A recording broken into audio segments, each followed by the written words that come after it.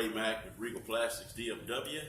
I'm here today to show you one of our lean improvements that helps saves time and more importantly accuracy as well. What we have here is our rod and tube rack.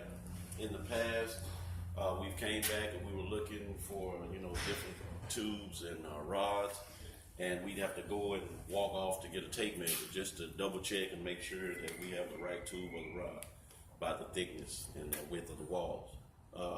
True enough, everything should be in its place, but you know how that goes. Sometimes it's not where it's supposed to be. So what we came up with, we created a little spot where we put our tape measure so you don't have to walk back and forth to look for one. It's right here. And also as well, we color coded it. We have them in different areas. This is one of the areas, and in a minute or so I'll show you where we keep another one.